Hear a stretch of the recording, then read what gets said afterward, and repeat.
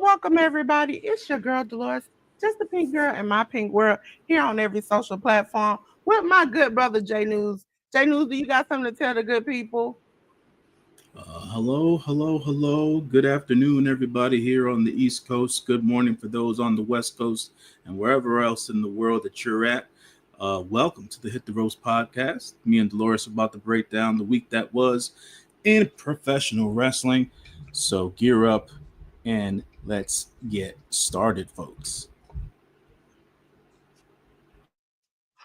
Yes, ladies and gentlemen. If you don't know the Hit the Ropes podcast, it's me and J News going all over the reviews, the previews of everything going down here in professional wrestling. J News, it's been a lot going on. We done got Has there really? the new streaming deal, which I talked about at the end of last week. How do you feel about that? Streaming deal, But the, we the, getting the the WWE WWE. thing, you mean? So I talked about a little bit about it last week. I also told Xfinity, please do the right thing by me because I'm trying to see if I can hear J News. J News, are you there? Yeah, I'm here. I know my, I'm here.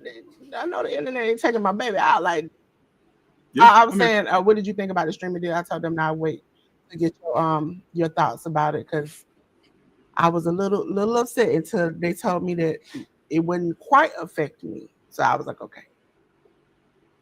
I mean, it didn't really affect me either. I know there was a lot of initial backlash with the initial reporting and things of that nature about the deal.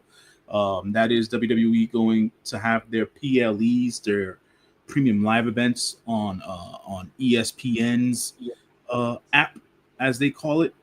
Uh, Eventually, it ended up being where those folks who do have ESPN with a cable provider, such as like you're stating yourself about Xfinity.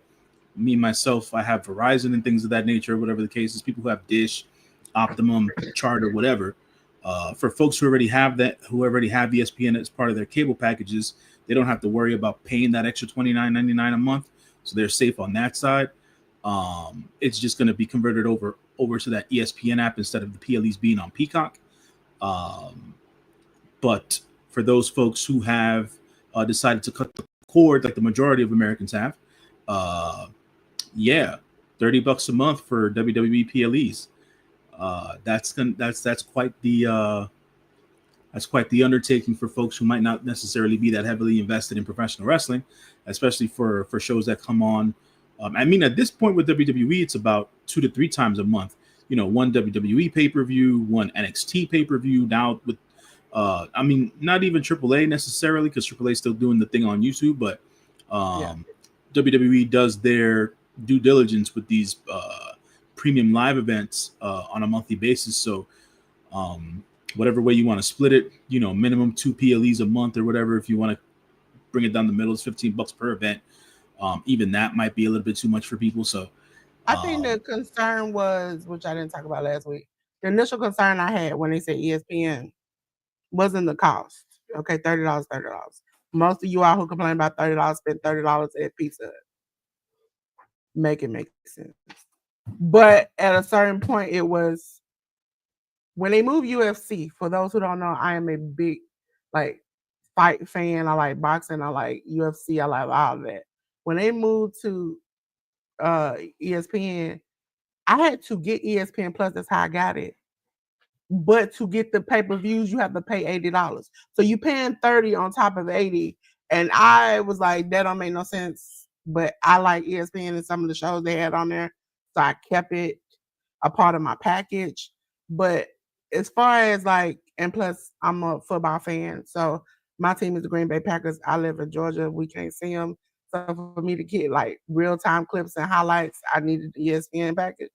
So that was my first concern. Is this something that I like UFC that I'm paying in just to pay in? So like essentially it's like UFC a pay-per-view off the channel might be $100.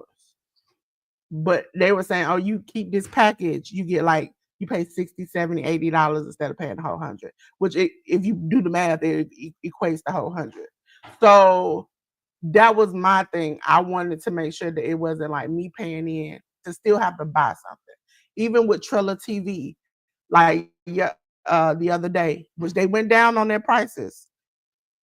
TNA used to be, I pay for Triller TV, I watch TNA, still spending $30, $40. Luckily, Friday, their pay-per-view was $10. So that's the thing about it. Some of these companies, you're buying in and then realizing you still have to buy. And that was the problem a lot of people were concerned with. The $30 amount shouldn't be a problem to anybody. You all spend $30 on minor stuff, $30 on hair and nails, $30. I mean, I spend more than that, but $30 on trivial things that are not important to you that you break, snatch, eat, swallow, whatever. So if you really love wrestling, it's just $30. Plus, you're getting extra stuff with it. But Yeah, I mean, I understand where you're coming from. You know what I'm saying? It's a when it comes to um, wanting to support the wrestling or wanting to support the company and things of that nature, like it wouldn't necessarily be a detriment to folks like that. But for others who don't necessarily want to add another streaming service to their existing amount of streaming services, I can definitely understand as to why people would be upset and not wanting to pay an extra $30, especially uh, $30 a month for just two shows at a maximum at the end of the day doesn't really do much well, I for think you. they're going to add more shows and more stuff on there because eventually Saudi Arabia wants the same amount of things as they want their own WrestleMania. They want their own special pay-per-views. And so now this might become you still have 2-day WrestleMania in the United States and then you have WrestleMania in Saudi Arabia. You might have 2-night SummerSlam, but there might be a SummerSlam in Saudi Arabia. They want their own versions of pay-per-views in their country. And so this might be more of that, which I I would, don't like the early start times for that. It kind of irritates me. Clash is at 2. There were times where Clash was like super early in the morning, and I was like, I can't take it. Even I would say I would be willing to pay the $30 because their bills are crap, but the shows are good. Okay. Whereas I know when I pay AEW $60, I'm gonna be sitting there 6 hours, which is worth my money. But yet we might do this once or twice a month at the most. And that's when they were doing it twice a month. That literally, for those who don't know, before I learned some things, I was paying for this. And so two $60 pay-per-views a month was like, hold on now. Hold on now. I got Peacock. I don't, premium is like 10, 15, $20. This is that was I was fussing about. But now that they done cut their shows to like once a month, maybe here and there, that's okay. I don't mind paying it. But it's the fact that also, and I've learned some new things. But also, it's just the fact that I think WWE plans on doing way, way more. And I'm not going to tell you a lie. I think they're going to acquire more companies. And so, especially outside of the country, they're going to buy a lot of companies up because they're for those who don't think they're going to try to monopolize this. They're trying to make it hard. As far as streaming platforms, they are doing this for a purpose. And somebody pointed out that they have hit cable, they've hit streaming services, they've hit they did everything. They're trying to monopolize everything when it comes to wrestling, from movies to shows to documentaries. They're trying to get everything. So you're their first choice instead of the second or the third. But ladies and gentlemen, it's time to go. And you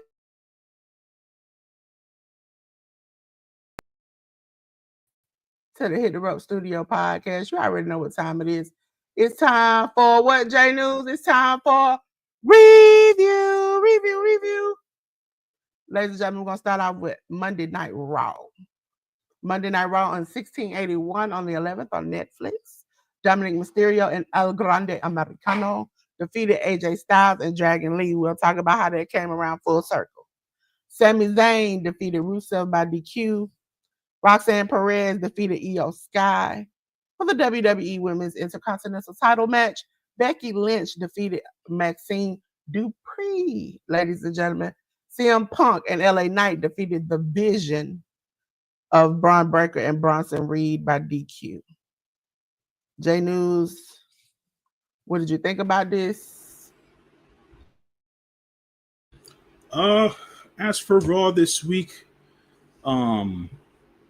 yeah, man, I was having a conversation with a close friend of mine over the week about the WWE product and how I just feel like I haven't been able to get into it as of late. I'm more analytical with it than being a fan of it nowadays. I can understand how popular Dominic Mysterio is and how whoever they have behind the El Grande Americano mask seems to be getting over with the fan base and things of that nature. Ludwig. If you saw last night, we'll talk about it eventually. I was shocked on how things went in the entrances and how they treated Dom and Americano compared to how they treated El Higo del Vikingo. I was like, hey, y'all really don't like this man, I see. It's definitely a different feel when it comes to what the WWE has been doing with AAA. So I'm still trying to adjust to all that. At the end of the day, I guess I can sound like an old man at this point, and it's like it's not the AAA I grew up on necessarily. And everything evolves, everything changes over time, but like something about it just seems off. You know what it is, and I think Steven Larson mentioned it last night. We're so used to the chaos that the fact that it was slowed down, that it was like, I'm used to the Copa Badal match, the cup, being like cluster, like everybody just everywhere, everything's happening. I'm looking over here, I'm trying to figure out what's over there. I see somebody flying over here. And that's not the craziness wasn't there. We did have some fun moments, like we'll talk about the demon and all the rest of that, but it just seems like contained. Where normally it's just like I've watched it early in the morning, late at night, and I've been looking at it like, what in the is happening? Who is this? What are they doing? What? I don't know who this is. I don't know where this character come from. They're flying from here and there. Now it's like they were talking, interacting, having like, when would you thought that Nino Hamburguesa would have had a like solo moment in the ring with Finn Balor? Like that's something that I don't think we would have ever got. And many people talked about that. They're kind of like making it's more about the character than the spectacle. And I can agree with it. They're making AAA more about characters than the spectacle of like high flying, extravaganza, craziness. They're trying to make it like the characters stand out more than the wrestling does, which is WWE period. I guess you can say that. I don't necessarily I won't wholeheartedly agree, but we'll get there when we get there. As per the rest of Raw, Sami Zayn winning by DQ. That happened because the MFTs came down to interfere in his match. We'll talk about what ended up happening on SmackDown with Sami Zayn and the MFTs and the rest of that stuff or whatever. Roxanne defeating Io Sky was a little bit surprising to me, but at the end of the day, that went down with shenanigans, so it is what it is. Um, the WWE's Women's Intercontinental match, Becky Lynch. There was just no way it was going to be believable for Maxine Dupree to beat Becky Lynch, but it was interesting to see uh, where Maxine is in ring wise with her skill set and things of that nature. I truly do believe that she's gotten a lot better. Um, depending as to if they'll ever let her put it, not let her, but depending as to whenever she puts it all together, only time will tell. I Uh, don't. I really don't feel like so they will then ever. we had CM Punk LA Knight defeat the yeah, I forgot that they named the group, the Vision, Braun Breaker and Bronson Reed, and all that stuff. They defeated them by DQ. I believe at some point Seth Rollins got involved, and I think Jey Uso. This is where Jey Uso came down or whatever, and he got put into the Fatal 4-Way match at whatever the next event's going to be. Clash. Clash. That's Clash, in Clash a in Paris, week. right? Yeah, Clash Yeah. in Paris. Yeah. So that threw me off a bit just because of where everything's been going as of late. I thought that Jay would eventually.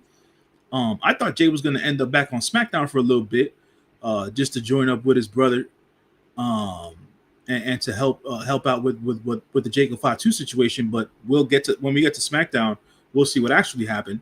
Um, and yeah, that was what that was for Raw. I Yeah. think they're not putting them back together because it's like I think no matter what WWE says, if they don't see other companies, if they don't hear certain things, they see that we have complained about the Usos being like, oh, it's the Usos again. Oh, the Usos, all the brothers gonna get back together again.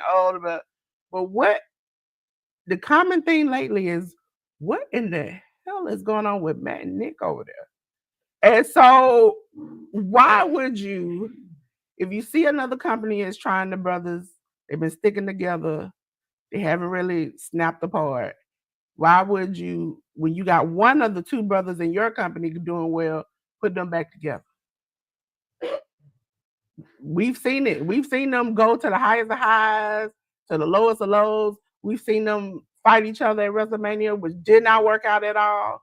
We've seen all of that. So it seems like they're like, let us just cool them off ice cold away from each other and then put them back together and let them build up. But right now, while Jay is hot by himself, let him keep running by himself. We don't need Jimmy right now, which I feel bad for Jimmy because I think he has the potential to be as good as Jay, but he has the in-ring ability. Jay has the like personable mic like skills to connect to fans. I think that's what made them so good to each other. One can do better than the other, and when they together, they both are good. But I would rather right now see them separate for a while because we've seen for years them be stuck together, and it's only because they're brothers and they have to stand next to each other. Like sometimes you have to fend on your own, sir. I'm out here making money, doing what I got to do. You got to fend on your own. But we'll probably see them get together. You know when they do that fake draft. Ladies and gentlemen, me and J.News, you know where we're going. We're going to the back because we're going on to the next episode of NXT 798 on the 12th on the CW. We had Nia Jax defeat Lash Legend. Joe Hendry defeat Charlie Dempsey. Kalani Jordan and Lola Vice defeat Fatal Influence of Fallon Henley and JC Jane. We had Alba Fire defeat Kendall Gray. Dark Slate Dark State, of Cutler Jones, Deion Lennox, Osiris Griffin, Shaquan Sugars defeat Javon Evans, Obafemi, and Trick Williams. J News, did you see this and what did you think? Oh boy. So hey Tori, what's going on, man?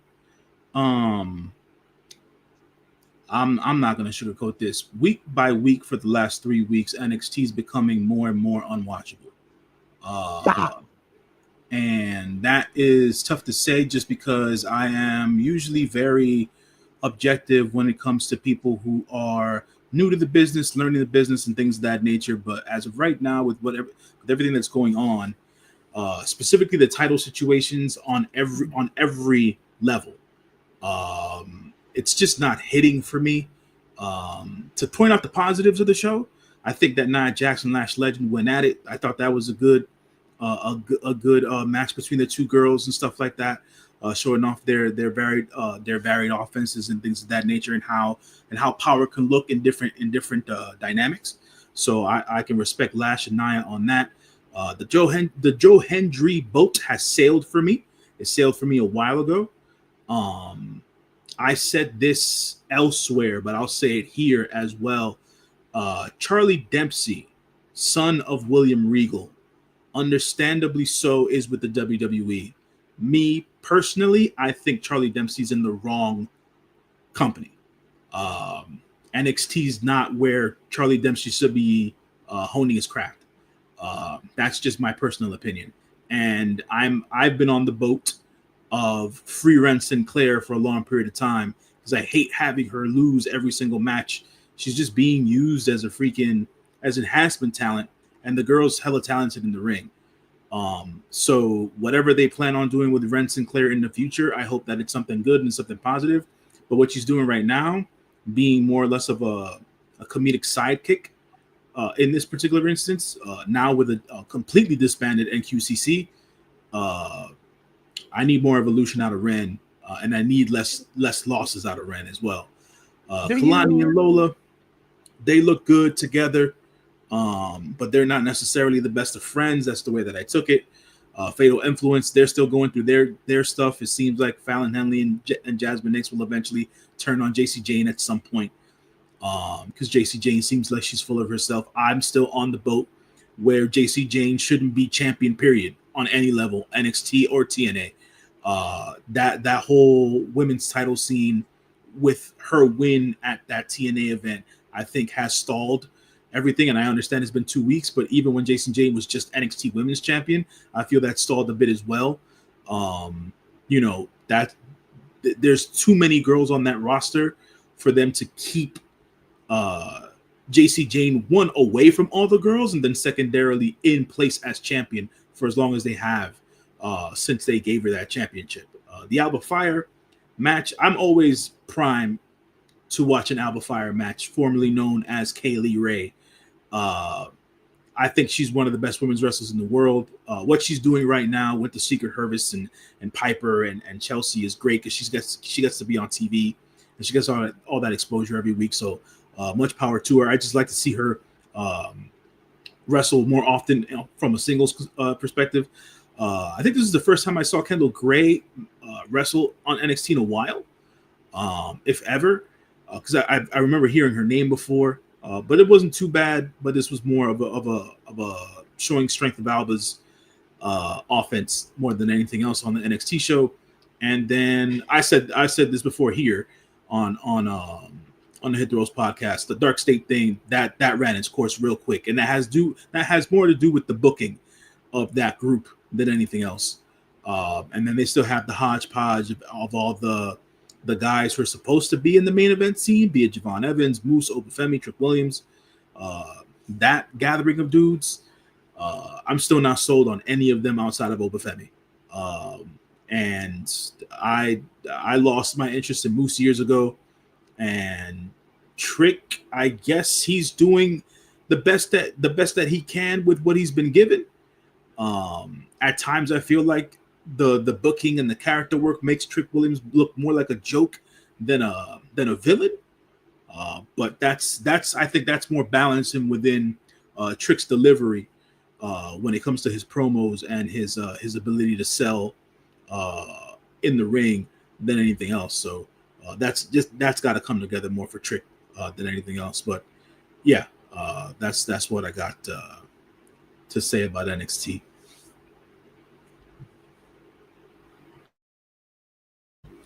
You're muted, Dolores. There we go. Love you, Slim. Thank you. Ladies and gentlemen, when we get through with SmackDown, we'll be talking about the pay-per-view which we saw yesterday that Slim was a part of on the channel. So appreciate you, Slim. Appreciate you. Ladies and gentlemen, we're gonna go back to the way back. Wow. And we're gonna go on to the next show, which is SmackDown. Ladies and gentlemen, SmackDown was SmackDown 1356 on the 15th, which was Friday, on USA Network. Alexa Bliss defeated Piper Niven. Mello Don't Miss. Let's see, every time I say her name, she comes up. Mello Don't Miss, Carmelo Hayes and The Miz defeated Fraxium, which was Axiom and Nathan Frazier.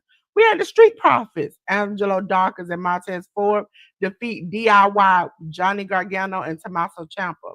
We had Jacob Fatu, Jimmy Uso, and Sami Zayn defeat MFT, which is Jeff Cobb. Okay, I hate this name they gave him. JC Mateo, Solo Sokoa, and Tongaloa. Okay, J.News, did you see this? What did you think? I did see this. As I stated before, I have an affinity for what they've been doing with Alexa Bliss and Charlotte lately, from a character standpoint.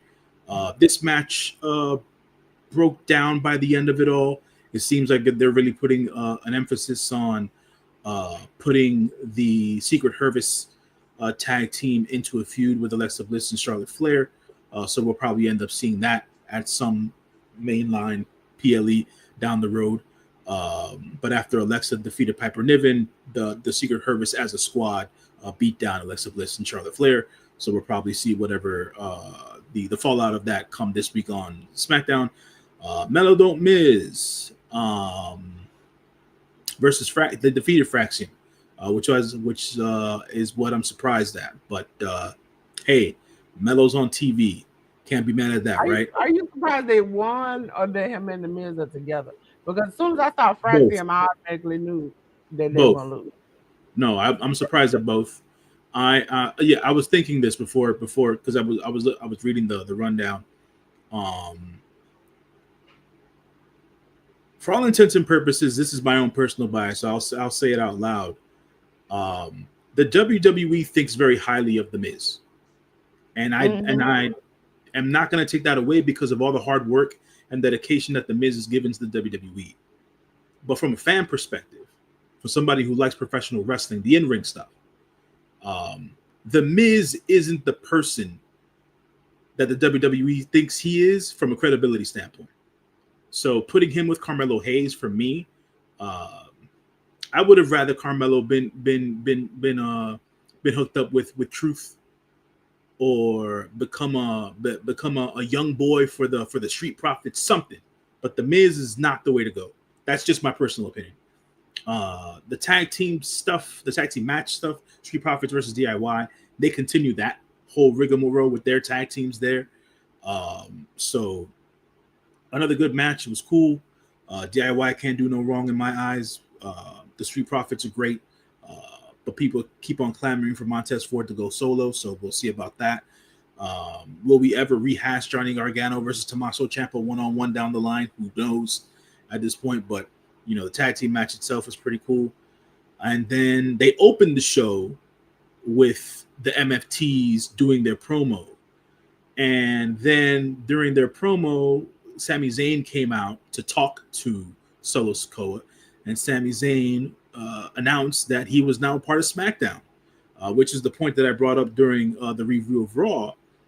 It seems that instead of sending Jay Uso to SmackDown for a temporary period, they sent Sami Zayn to SmackDown indefinitely, or permanently, should I say, in order to wrap himself and immerse himself in that world there, getting back together with his Big Jim. And now he's going after the United States Championship that is currently held by Solo Sikoa.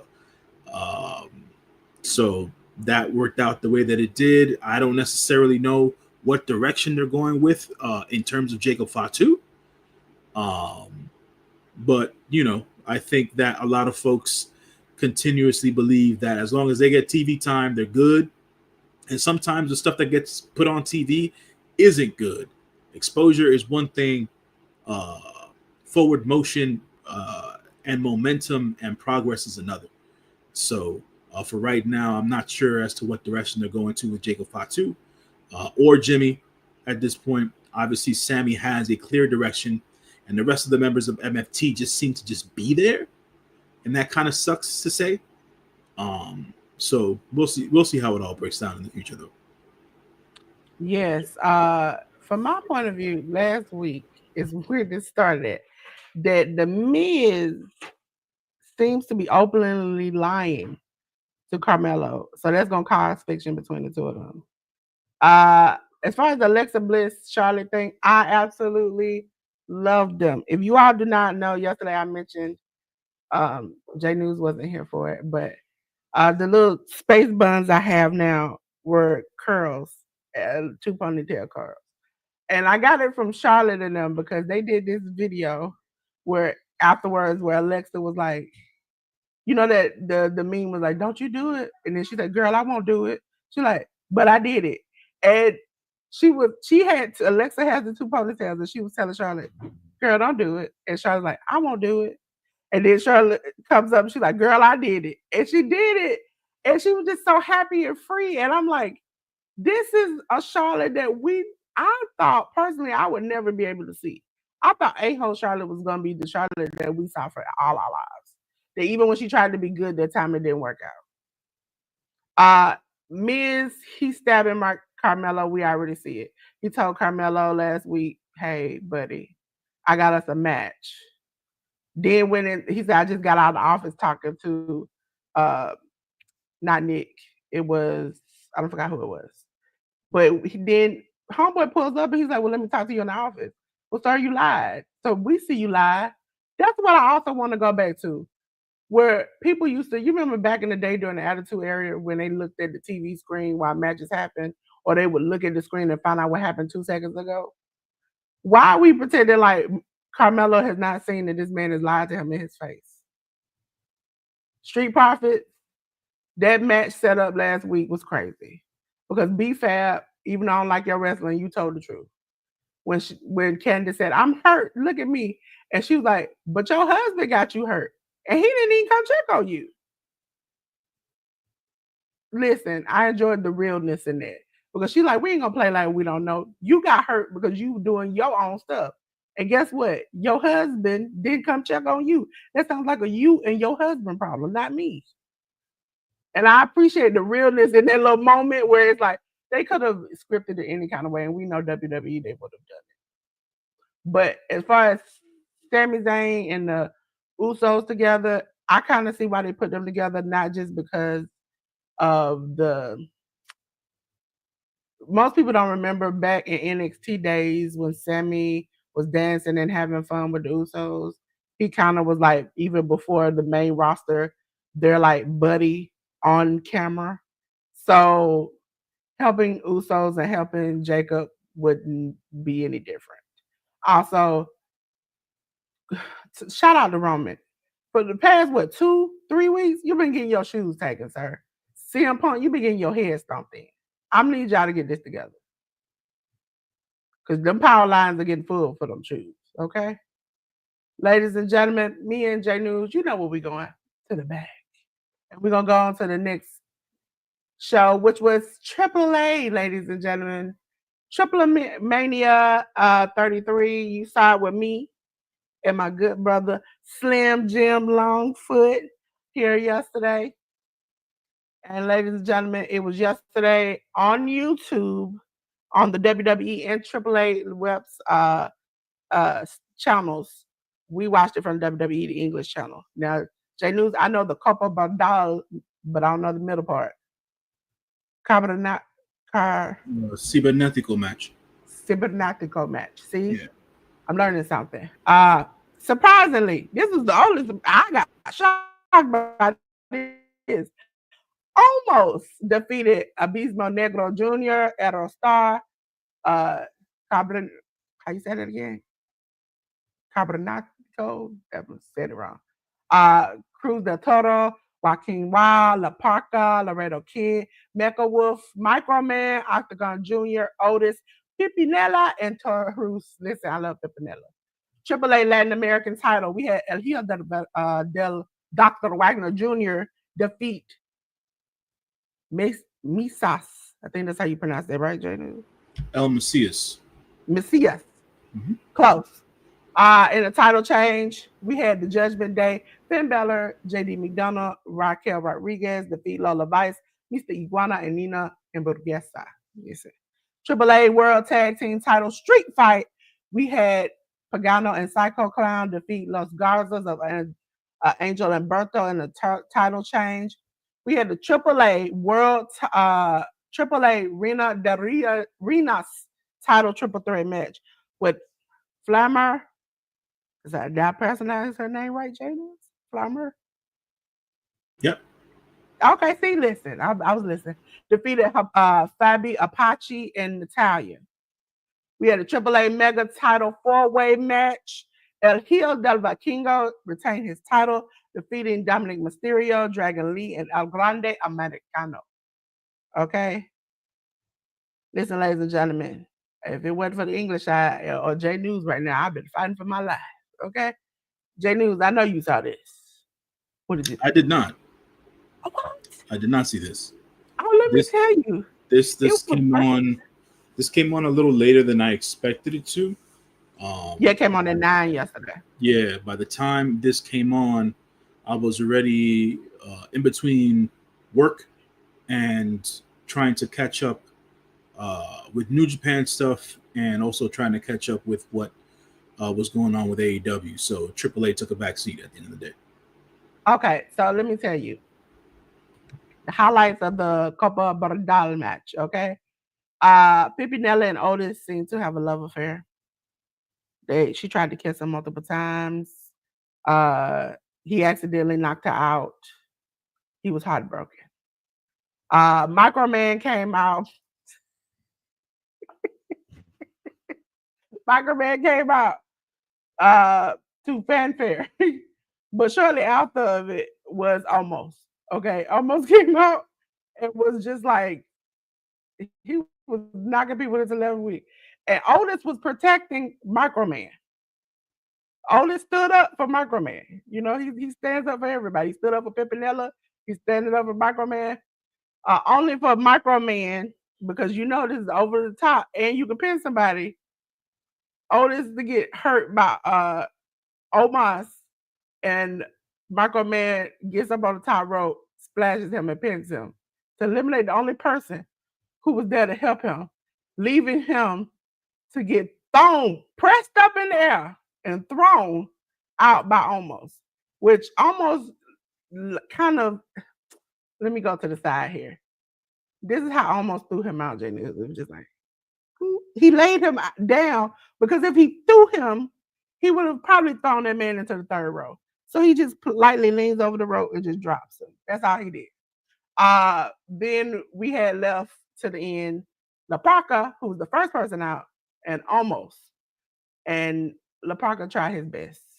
Also, shout out to La Parca for doing the Michael Jackson thing without the Michael Jackson music necessarily. And he danced his butt all the way into the ring. They gave him a fanfare. He had the people out there dancing with him. It was a whole thing. The El Hijo Dr. Wagner Jr. match. He won because his daddy ended up having to help him. Was it Rondal? Macias, his manager was getting involved, and I don't understand why it took so long for his daddy to jump over the barricade. His daddy had took off his glasses, took his fur coat off. He was dressed like Ric Flair, and had to jump over the barricade. After he had took 20 to 35 minutes to argue with Conan, and Conan even say at a certain point, I should jump over the barricade, hit him with a chair, and come back because he's talking too much. In the middle of the broadcast, mind you, ironically, we have Corey Graves, Conan, and JBL on commentary. It was already crazy. So he won. It was emotional. His dad got in the ring and celebrated, aka took the spotlight. We had the Judgment Day. They won because Mr. Iguana's quote unquote girlfriend got involved and knocked the holy out of Lola Vice. She said it was, well, they claim it was an accident maybe, but it kind of looked like on purpose because at the beginning of the match, Lola Vice seduced Mr. Iguana. She got on the ground and kind of crawled and humped. And they said that could be the cause of why she got knocked out. For the AAA World Street Fight, Pagano and Psycho Clown, they went crazy. But I enjoyed the match. The Arena Darinas match, Natalia was vicious. Bloodsport Natalia showed up. She came out there with the same like entrance with the security, not the wrestlers that we normally see, but they had like Mexican security. She walked out.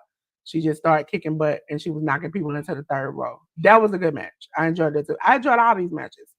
The last match, Heel Del Vikingo walked out to boo. They booed the out of him. They booed him.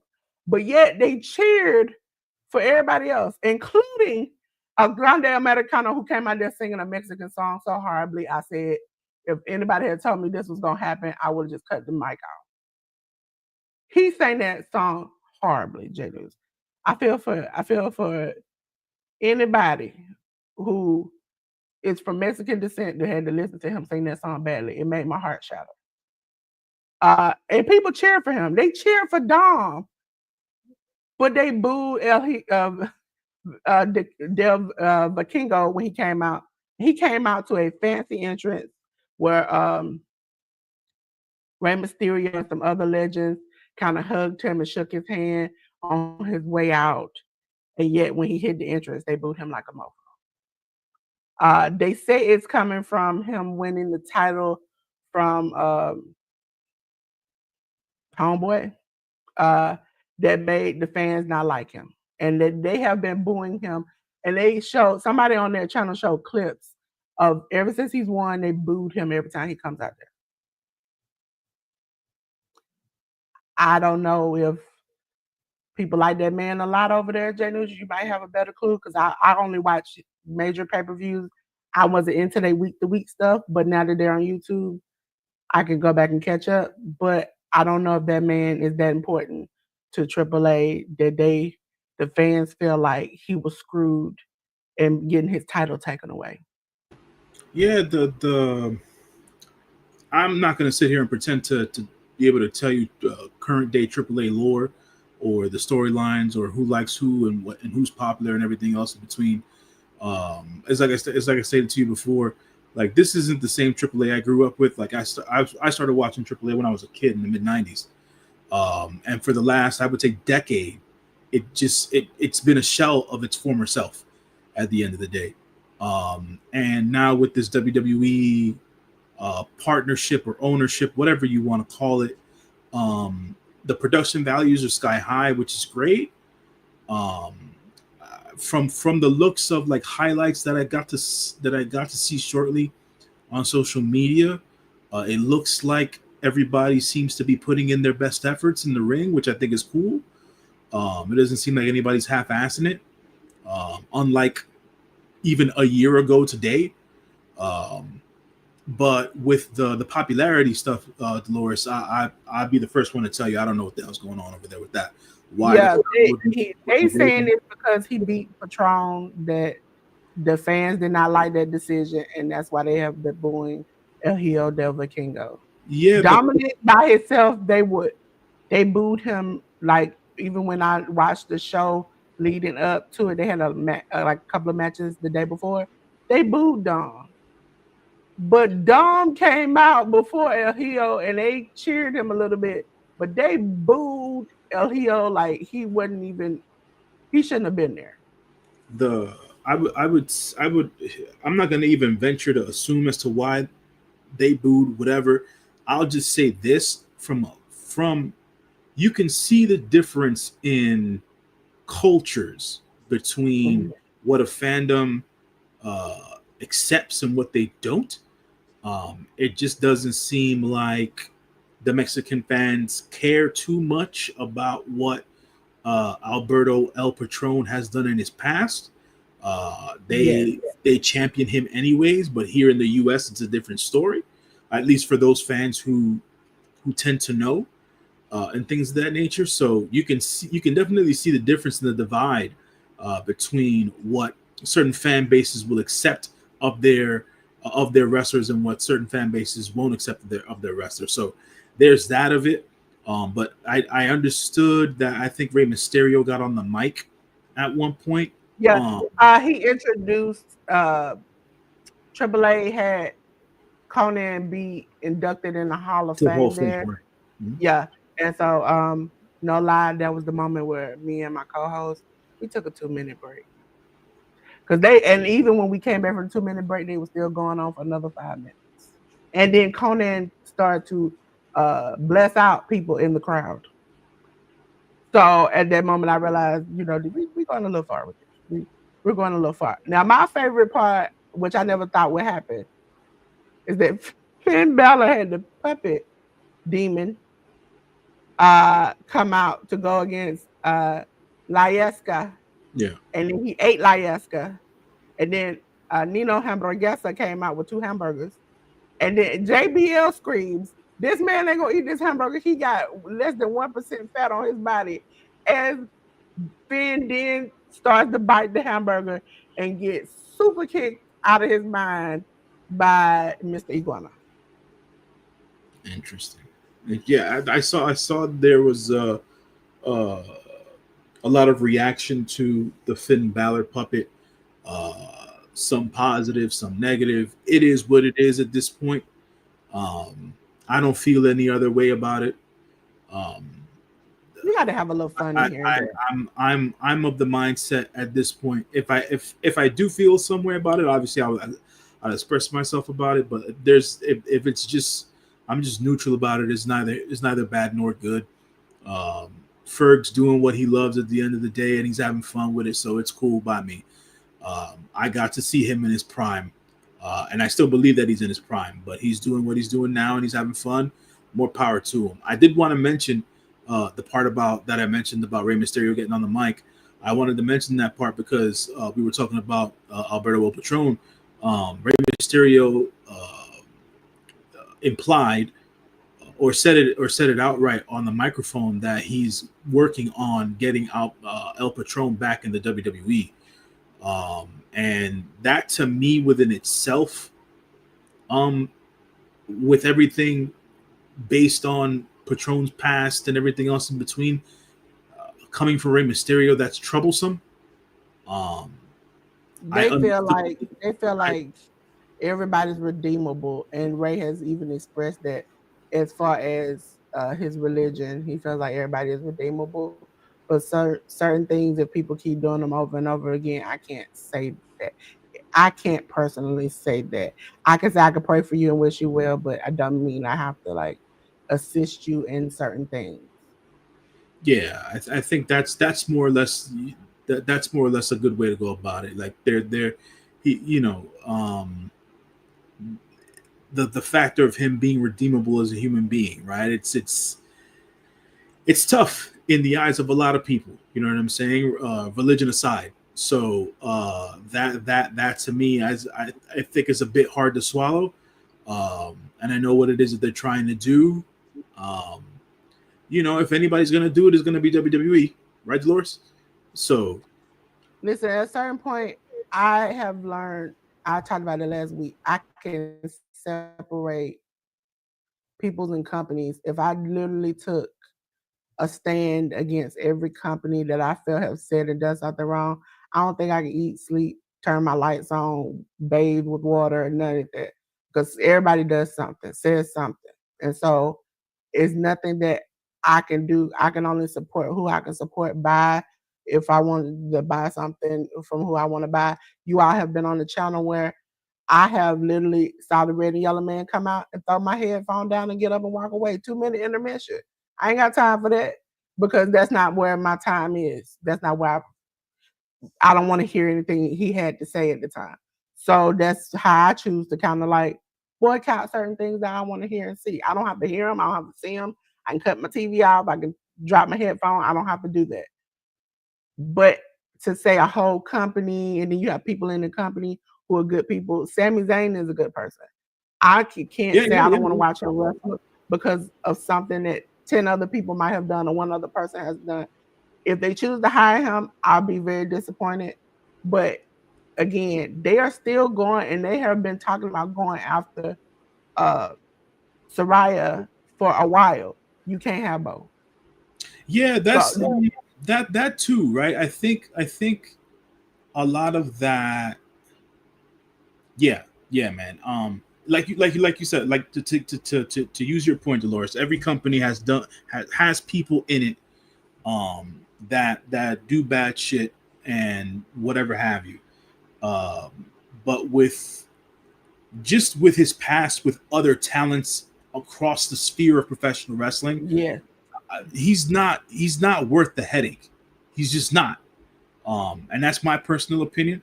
I know you've been a part of other streams that I've been a part of on other podcasts and stuff like that, where I've stated my personal opinion about Alberto Del Rio, El Patron, Yeah. whatever the case is. Don't need him, don't want him anywhere near my company at all. Um, I wish uh, they had a company just for a-holes. Just company they for a-holes. at one point AAA was that company. AAA Yeah, was the because they one that because housed all they the did have TB yeah in there for a minute. They yeah. had TB in there, but AAA yeah, housed everybody at the end of the day. AAA and parts of Noah in Japan. If for yeah. those who know, they know. So it is what it is, But I just thought it was very I thought the um show overall, being that we weren't the Copa Bardal yeah. match, even though we those who watch it know it wasn't listed. I thought they had took some of the tradition out, but they kept it. The all the matches were very good. They focused on characters and kind of told you the backstory through some packages and stuff of how we got to where we're at with certain people. And so I appreciate that. Also, seeing Triple H and Shawn Michaels there looking, mind you, J News, they normally, any country we've been in, we do the country's national anthem, we do the American national anthem. Mexico said, no, we're not doing your national anthem. We're just going to do ours. Okay. And that's the best you're going to get. And so Triple H and them had to stand there as everybody around them is singing, and they're just like, and I'm like, y'all look so uncomfortable. Y'all look like y'all don't. You know how you said one of these things do not belong? It's them too. Well, yeah, I mean, at the end of the day, you're in a foreign country. They're not going to play your national anthem for the sake of it. You know what I'm saying? So it's like you stand there and you take it on the chin, just much like they do when just like most any foreigners do when they come to America and they go to a sporting event or they go to some sort of an event and they have to listen to the American national anthem. It's the same deal at the end of the day. So, I think even with a lot of people had a problem with Conan and his booking and stuff like that. I too, when I watched Triple A, had some problems, but I have heard him be more open with the behind the scenes stuff that's happening when I get clips coming up my feed of his from his podcast, even when it came to TB and some of the words she had to say about him. And then he broke it down that I only let you here because of your husband, and then you got smart with talent and disrespectful with people and nasty and slightly racist, and that's the reason why you were not allowed back in the company. Was like, oh, okay, wait a minute, but that ain't what you been saying. You been Mr. Polite. I'm trying to get along, and then you telling the truth. I feel like he felt like he had a certain old age where he don't care, and so bringing in WWE, the Undertaker's supposed to be coming down to AAA to kind of like mentor and get people together. Seeing them change it around was good. They did the entrance, they did their names, they had the English pronounce their names correctly.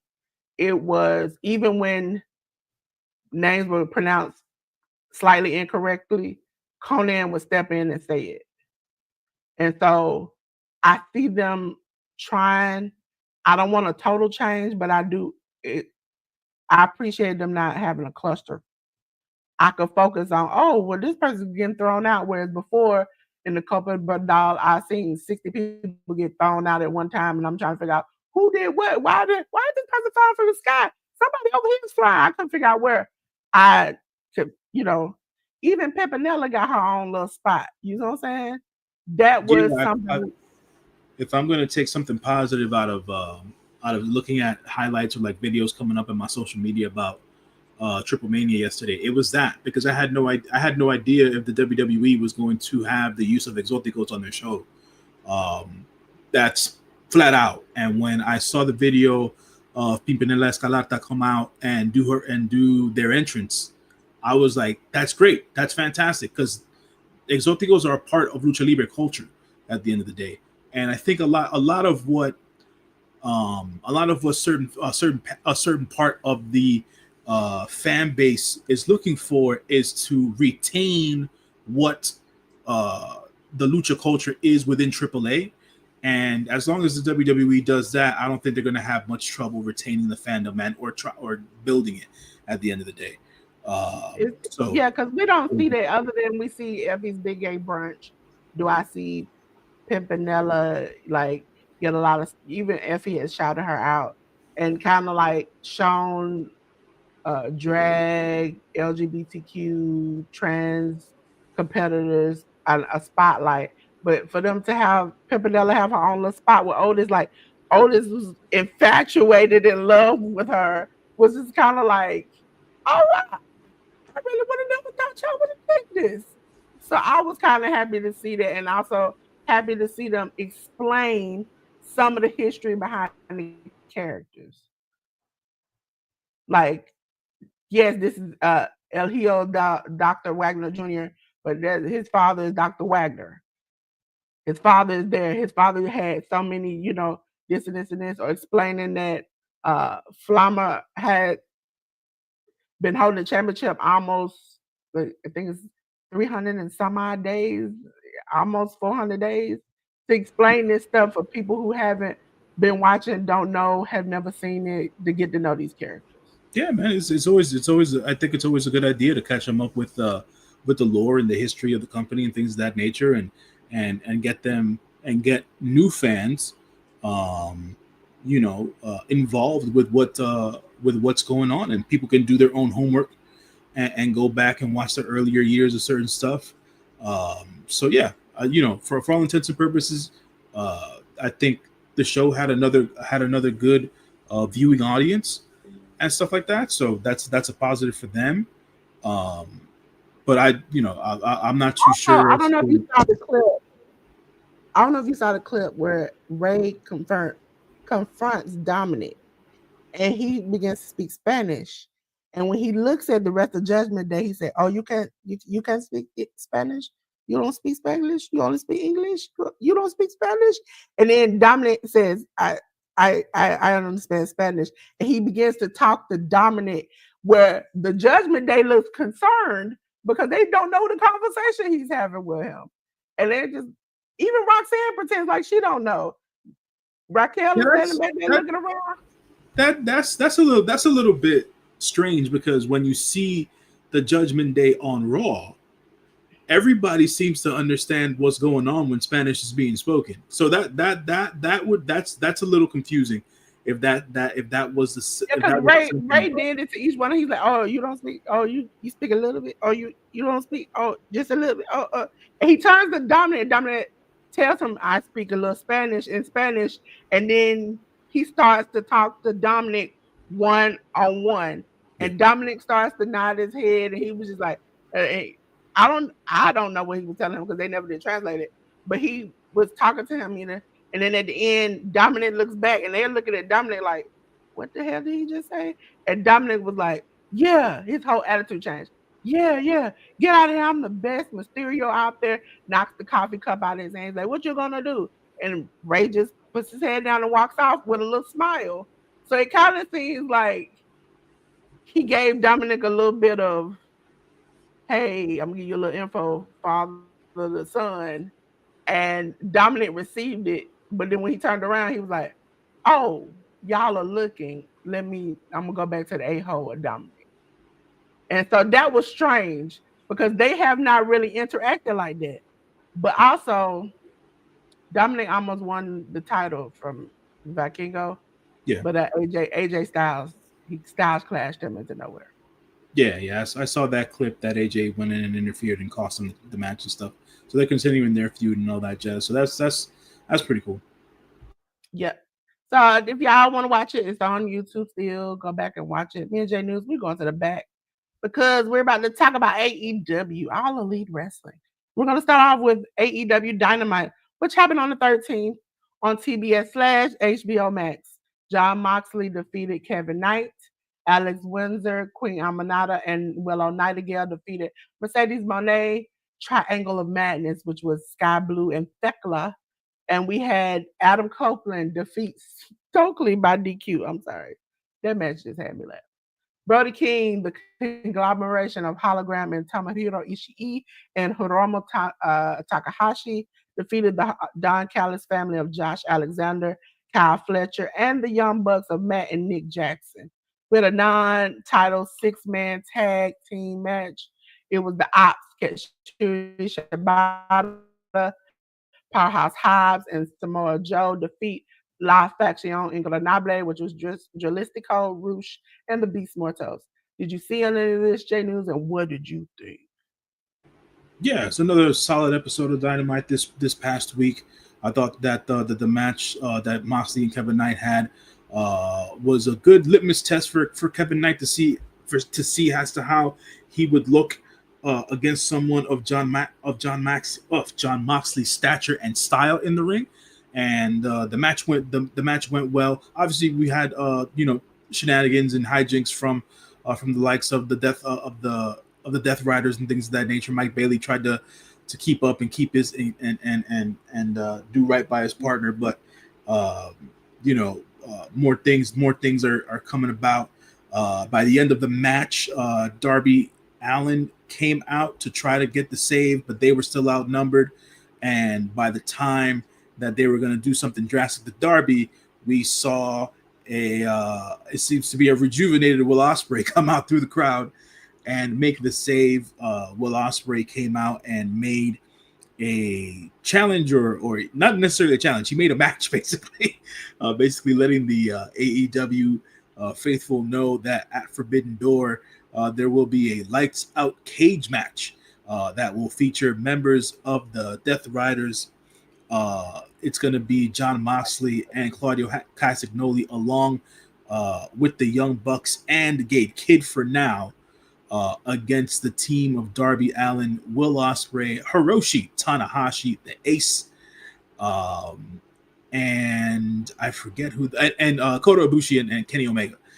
So they're going to have a lights out cage match over at Forbidden Door on the 24th, next Sunday. So that came out of that match. I thought the ladies killed it in their 4-way match.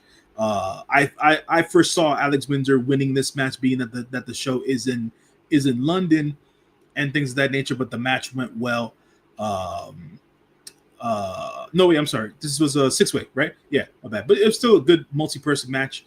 Out of everything, Mercedes has definitely not let herself go, but she's being more free when it comes to getting involved with a lot of the other female talent on the show. During the Triangle of Madness entrance, usually the ladies of Triangle of Madness come to the middle of the ring and they join hands as if they were like in a seance. And in this particular instance, Mercedes joined the group, and she was Why I definitely died laughing at that? I was like, one of these things do not belong with the other. she was definitely out of character there. Then she went on to Twitter like a couple of minutes after the match was over, and she was like, she thought it was a prayer circle and whatnot. So Mercedes is having fun with it. So I Her and appreciate that. Frank been out here making these TikToks and stuff. I've been out here laughing at her. So to get it. When she got in the middle of the circle, I was like, sister, you She, know what you're doing. Do you know she what you're doing? she having fun, man. I can appreciate that, man. She seems to definitely have a light about her nowadays, which is dope to see. The Adam Copeland versus Stokely thing, I wasn't necessarily too interested in this. I was wondering what was going to happen after the match to see if they were going to continue this road down where we get Adam Copeland teaming again with Christian. we essentially got that, but not Yeah. really per se, because there's still some friction there between Copeland and Christian. But they do have a match now where it's going to be Copeland and Christian going up against the former patriarchy of Nick Wayne and Kip Sabian. So they'll be taking on those guys at Forbidden Door. That match came out of the DQ here, because not only did FTR get themselves involved by the end of the match, but so did Nick Wayne and Kip Sabian, and then Christian came in for the save eventually. So that's how they ended up with Christian and Cope teaming. They hugged in the ring, but it was one of those hugs where it was just a one-way hug and whatnot. Christian's still not fully sold on what's going on here. Brody and the Conglomeration, this was just your typical PWG style match. New Japan sent Hiromu Takahashi out to be the person who's going to end up facing Kyle Fletcher at Forbidden Door one-on-one for the TNT Championship. That should be a banger of a match. But this match went all over the place like it usually would, and it was hella entertaining. So props to those guys. And then the 6-way match at the end of the show with La Faction. Like, I feel like there's times with LFI where it feels like Tony's about to push them, but then he pulls the curtain back a bit on them. He's about to push them, and then he pulls the curtain back on them again. And I'm not too sure. They're featured, but then they're not. So it's very on and off with LFI. There's just I'm not too sure as to what's going on there with AEW. So I think that's one of those things that they have to be more consistent about. The ops are still the ops. There seems to be a couple of more teams that are going to be involved in the 6-man trios kind of division in the coming weeks and months. So folks should be looking out for that. And then before the match, I believe there was a edited video that played for Hook making his comeback. Seems like Hook's going to have new theme music and things of that nature. And I know Hook still has his beef with the ops, him being ousted after his injury of not having that championship. So we'll see as to how all that develops. But just like I said, another solid show. It wasn't necessarily great, but there was nothing bad on the show. But another solid episode of Dynamite for AEW. Yes, ladies and gentlemen, we're in the way back going to the future of ROH. Ladies and gentlemen, ROH was ROH 129 on the 14th. J.News going to have to help me with the first name because I've messed that man name up 59. Yeah, Defunto. See, listen, I messed it up. Defunto, Hechicero, and the Beast Mortos, along with Baldera Jr., defeated Alex Zane, AR Fox, Spanish Announce Project of Angelico and Serpentico. Willie Mack defeated Gringo Loco. Lance Archer defeated Ren Jones in 43 seconds. That was very unnecessary, J-News. But you know what? They did. Leela Gray defeated Tao Valkyrie. We had Tomohiro Ishii defeated Oro. Did I pronounce that right? Oro? The main man, Oro Mensa. You know Oro. I be trying not to say Mensa, but I be saying Oro, and then I'm like, no. I don't want to. I be trying not to say his last name Mensa, but you know, when they change names like that messes me up because I'm used to saying Oro Mensa, not just Oro. That's just crazy. RH Pure Title Proving Ground match. It ended in a time limit draw with Lee Moriarty versus Gelua.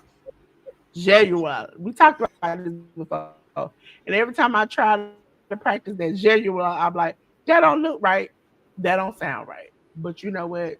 Call yourself whatever you want to, baby. J-News, did you see any of this?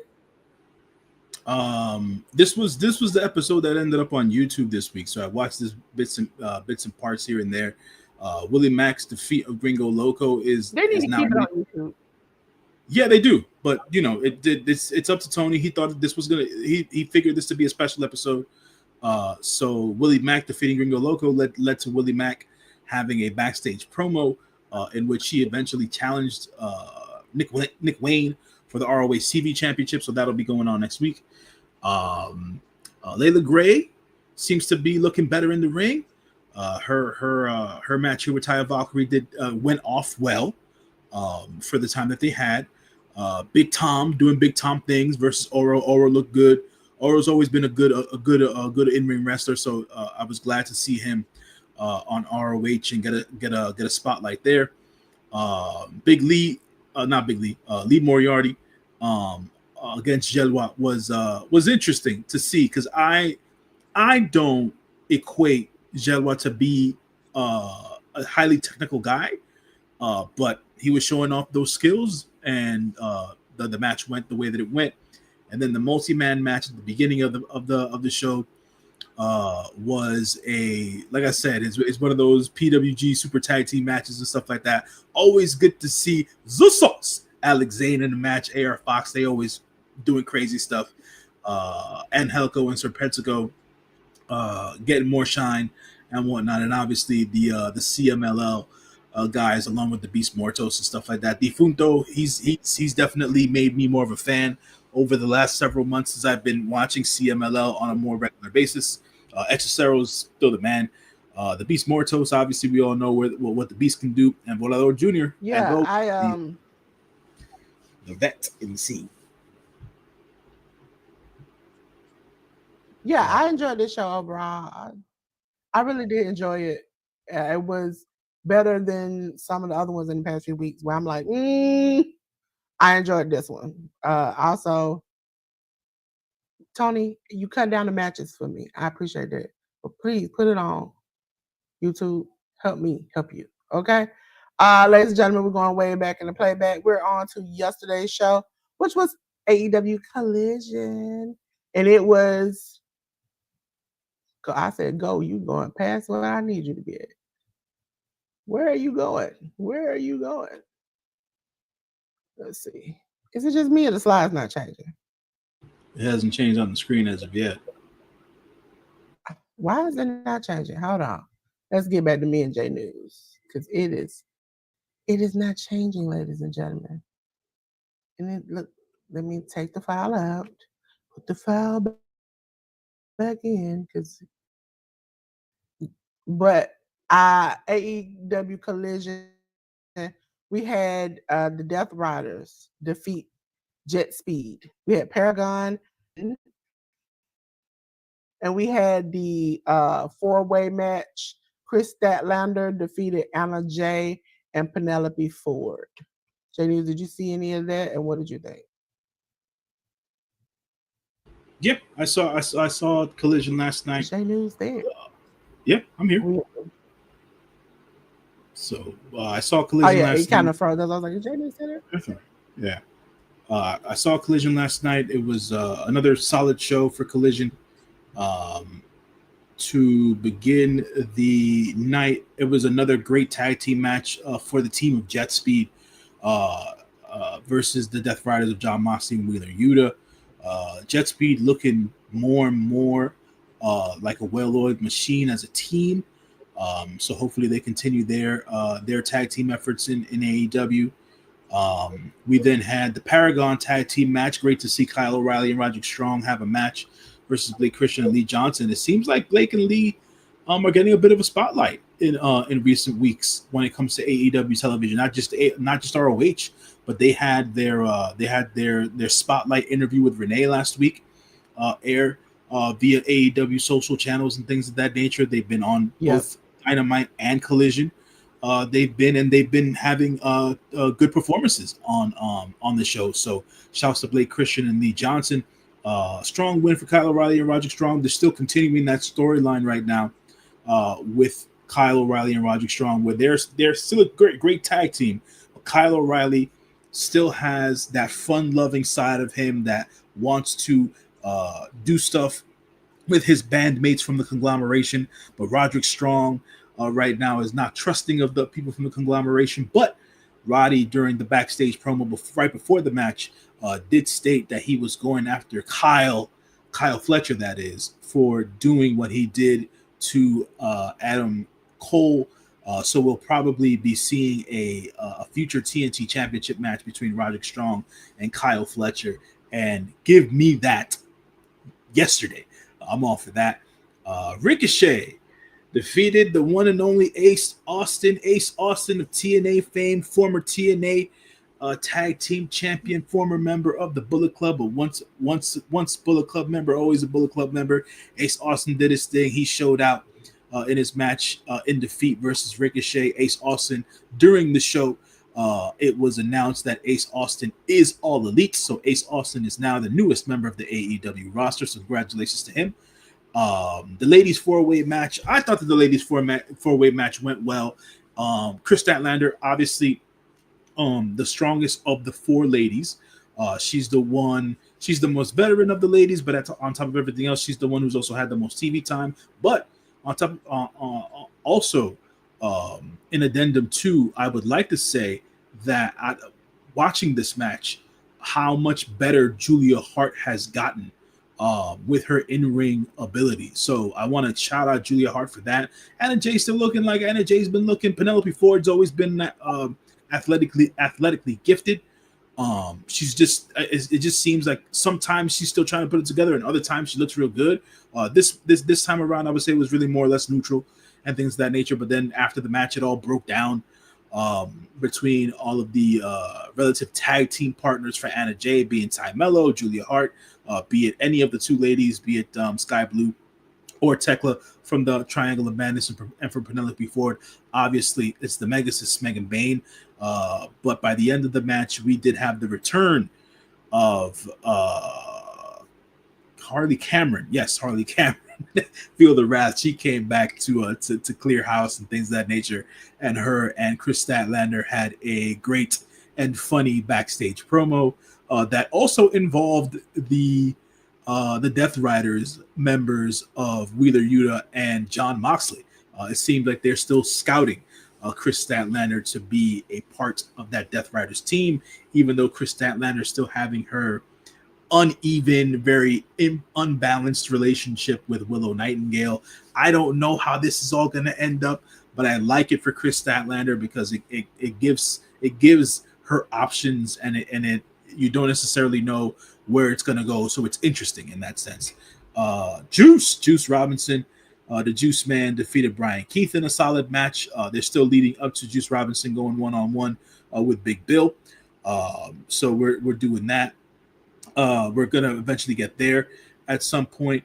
And for the four-way match, the technical spectacle, at first I thought to myself, man, are fans going to be responsive to this match at all? And by the time they got 5 minutes in, that crowd was so into this match, and the stuff and the submissions and the holds that they were all putting themselves in. This match was heavily entertaining. It was obviously highly technical, but beyond a shadow of a doubt, I think most fans knew that Nigel McGuinness was going to win this match, and he did. So Nigel McGuinness is going to end up going to Forbidden Door, having that matchup with Zack Sabre Jr., who's currently the IWGP World Heavyweight Champion in New Japan Pro Wrestling. Nigel McGuinness is going to be seconded by Daniel Garcia at Forbidden Door. Daniel Garcia is going to be in Nigel's corner. Nigel asked Daniel that favor after he won the match. And yeah, we're going to get that. And we're probably going to get some sort of a super multi-man match that'll involve the Don Callis family and the members of STP somewhere on Forbidden Door. So we'll see how that all ends up. But another solid episode of Collision for AEW this week as well, which happened yesterday on Saturday. Yes, ladies and gentlemen. We're going to go way back in the playback. We're going to go on to the next slide, which was TNA Wrestling. Yay. TNA 1099 was on the 14th on Access TV. We had First Class, AJ Francis. Good God, come in. J.News, do you know this man has been talking all this week about everything that he should not be talking about? And I wish he would shut up. That he said that TNA is hotter than ever before. I mean, he's not wrong because of him. Because of him? No, not because of him, but they are. But the company is hotter than it's ever been Yeah, before. that's what I'm saying. He said TNA. Yeah, he said TNA is hotter than ever, and he put butts in seats because of him. I said, "You son of a." AJ Francis and Rich Swann, along with Trick Williams, defeated the system of Brian Myers, Eddie Edwards, and JDC. Danny Luna and Indy Hartwell defeated Harley Hudson and Mila Grace. Matt Cardona defeated John Schuyler. Mike Santana defeated Eric Young. Cedric Alexander and the Rascals, Myron Reed and Zachary Wentz, defeated Leon Slater and the Hardys of Matt and Jeff Hardy. Did you see any of this, J News? And tell me what you think if you did. I did not see any of this. The only thing that surprised me is I thought that Cedric Alexander was Okay. going to be one and done with what he had going on with TNA. So, but he's not. So I was wrong about that. My apologies, folks. So Cedric Alexander is sticking around for a while at TNA. But outside of that, I did not watch anything else that happened on the show. I think there was a point. There was a clip that I ran into. Mike Santana walked away from somebody um, during an episode during this episode of TNA. So I'm not too sure as to what they're gonna continue to do with Mike going forward. And yeah, everything else I don't necessarily have anything to say on. For this to be the go home show for a pay per view, I would say, and take that away. But I enjoy seeing Mike Santana and Matt Cardona. The Cedric Alexander Rascals match, I would say it was okay. I'm not gonna say you can run back and go see it.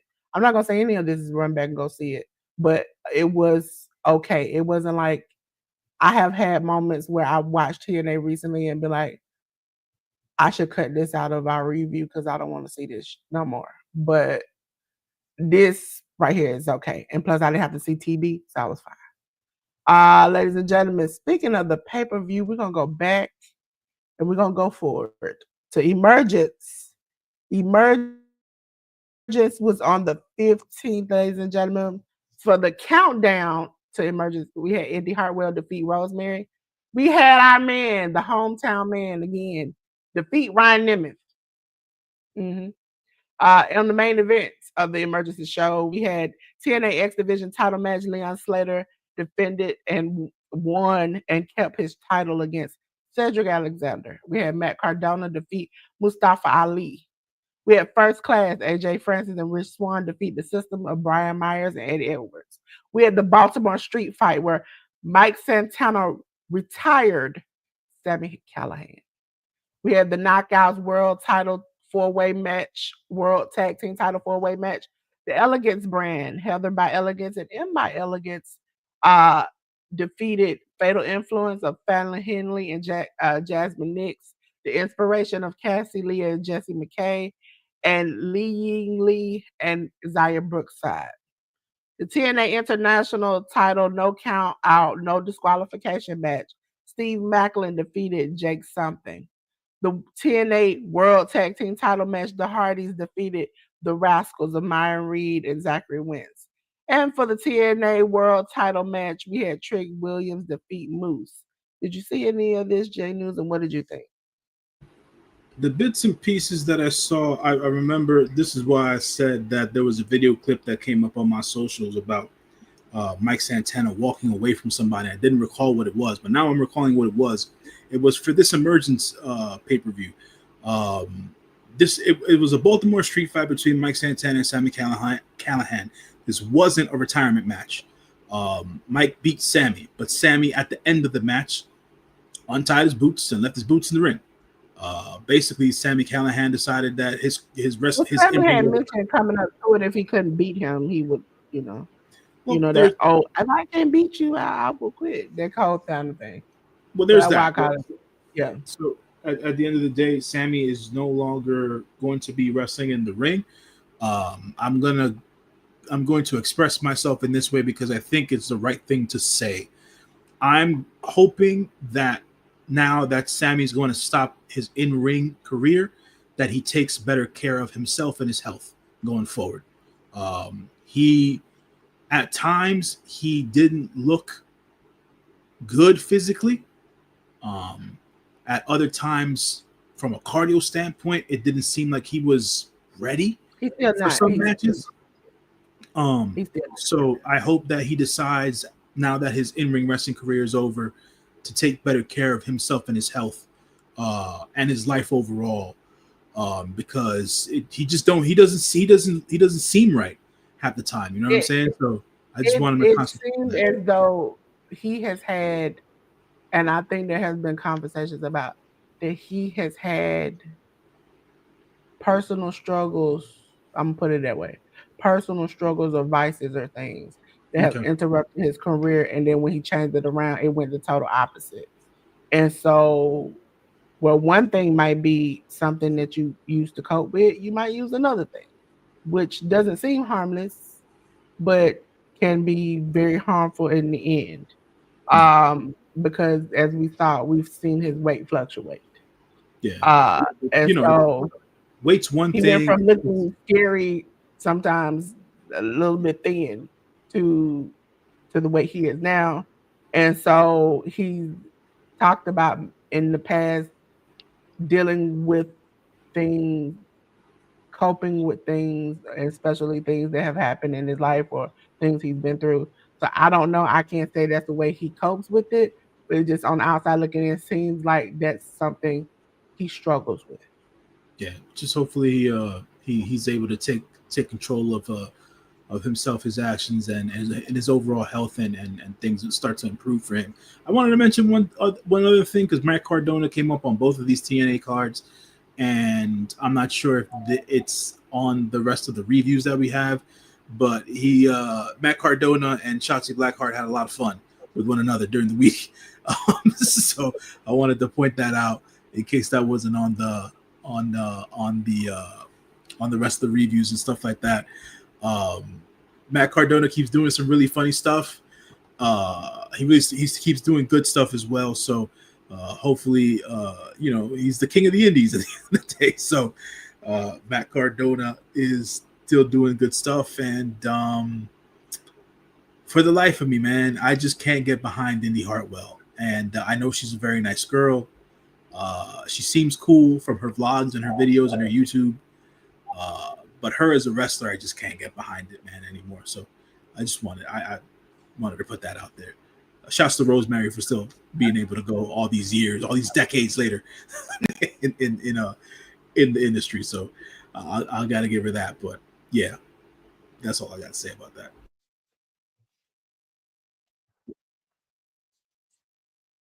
Ladies and gentlemen, we're going to go way back in the playback and we're going to go on to my favorite company. And you already know what it is. What is it?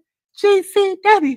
GCW. Ladies and gentlemen, GCW had two shows, and we're going to start off with JCW, which is Juggalo Championship Wrestling, and their 2-day war night one event. They also called it Bloody Mania. Okay. And it was a lot of blood, tell you.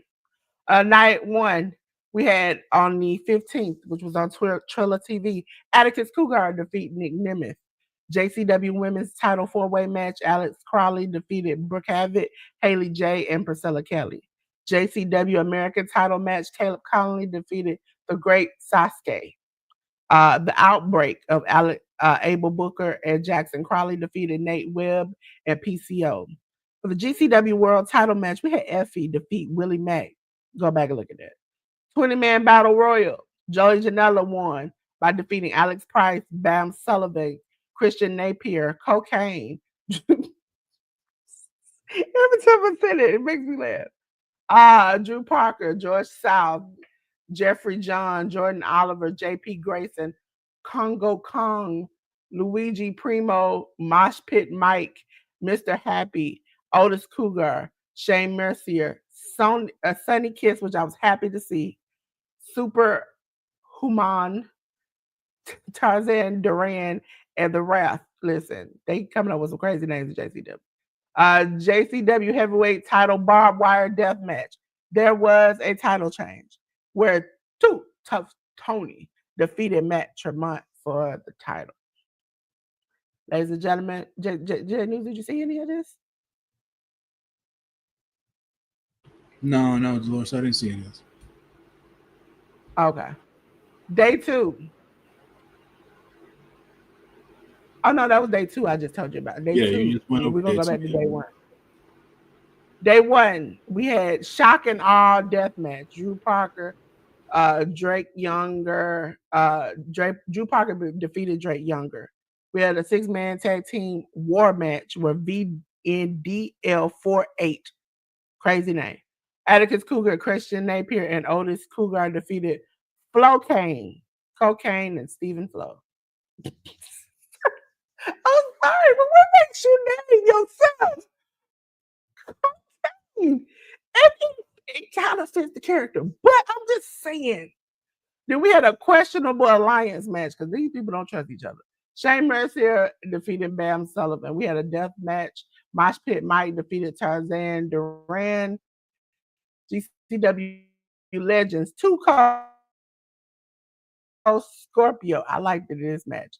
Masha Slamovich and the Greats of Alex Crowley, JP Grayson, and Matt Cross. With a street war grudge match where Too Tough Tony defeated Joey Janela for the GCW Tag Team title versus the JCW Tag Team title.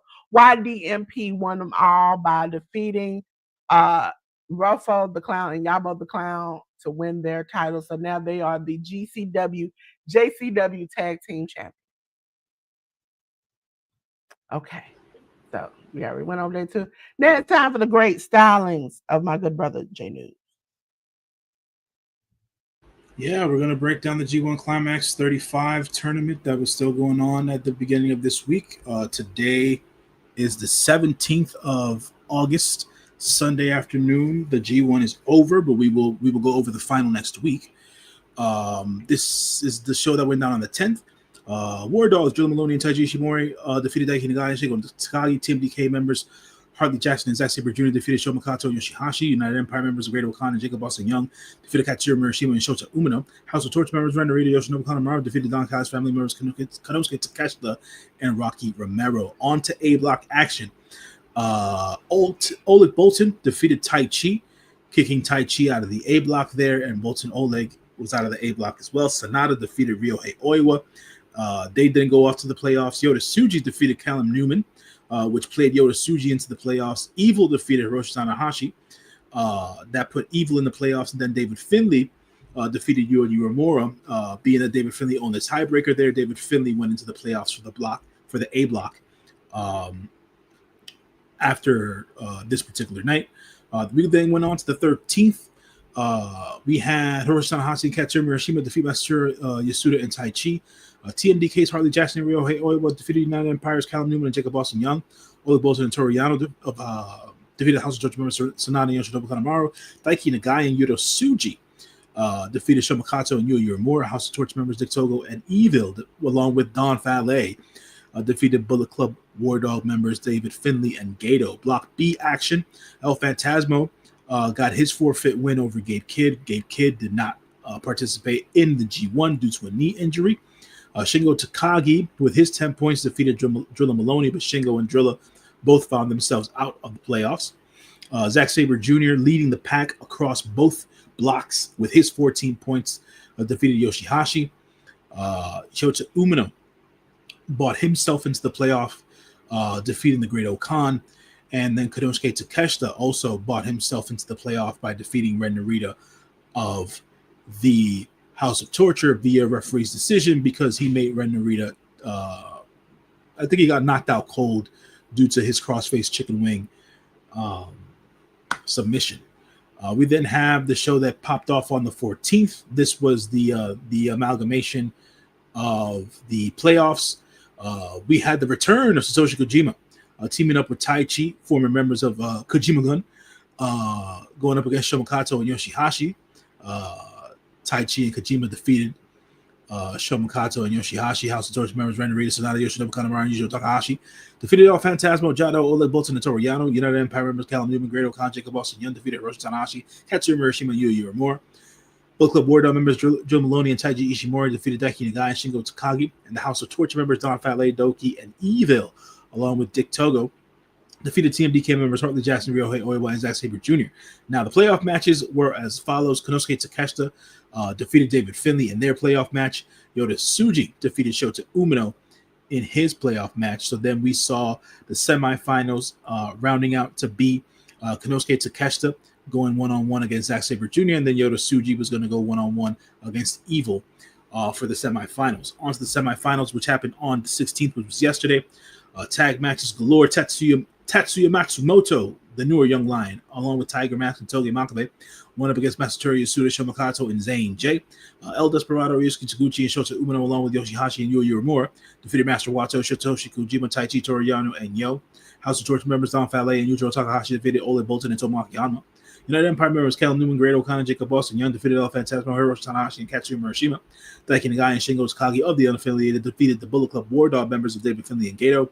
House of Torture members Sanada and Yoshinobu Kanemaru defeated Bullet Club War Dog members Drilla Maloney and Taiji Ishimori. Then we had the House of Tortures, Doki, Ren Narita, and Sho defeat TMDK members Harley Jackson, Kosei Fujita, and Ryohei Oiwa. We then had the semifinal matches. Evil by this was a surprise, man. A lot of people, I don't understand what happened here. Evil defeated Yota Tsuji via referee's decision. At some point during the match, it is believed that Yota Tsuji was initially concussed, not by Don Fale's bad luck fall, but by another maneuver that happened between him and Evil. But the bad luck fall or / Razor's Edge fall that Yota Tsuji took but from Don Fale did not help. And it seems that Yota Tsuji was concussed against Evil, and that might have changed plans during the match. But if it was originally slated for Evil to win regardless, I don't know what the hell Gato's doing here. But it is what it is. And then Konosuke Takeshita went on to defeat Zack Sabre Jr. in a very good match to go on to the final. So the final ended up being Evil versus Takeshita. That happened this morning, and we will review that next week. On to the previews, folks. Ladies and gentlemen, time for the previews, and you get to still hear the stylings of J.News. Yeah, so we have the G1 Climax 35 Finals Day. We had the matches sorted out. We had Shomakato and Tatsuya Matsumoto against Masatori Yasuda and Zayn J. Satoshi Kojima and Taichi tagged against Katsuyori Murashima and Togi Makabe. El Desperado, Taguchi, and Yoshihashi.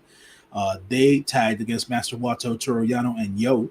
El Phantasmo, Ole Bolton, and Tiger Mask. They tagged against House of Torture members Don Fale, Sanada, and Yoshinobu Kanemaru. Hiroshi Tanahashi, Shota Umino, and Yuya Uemura. They tagged against United Empire members Cal Newman, Great Okana, and Jacob Boston Young. Daiki Nagai, Hiromu Takahashi, Shingo Takagi, and Yota Tsuji of the unaffiliated. They went up against Bullet Club War Dog members David Finlay, Drilla Maloney, Gato, and Taiji Ishimori. House of Torture members Doki, Ren Narita, Sho, and Yujiro Takahashi went up against Team DK members Hartley Jackson, Kosei Fujita, Ryohei Oiwa, and Zack Sabre Jr. And then the final is Evil versus Konosuke Takeshita.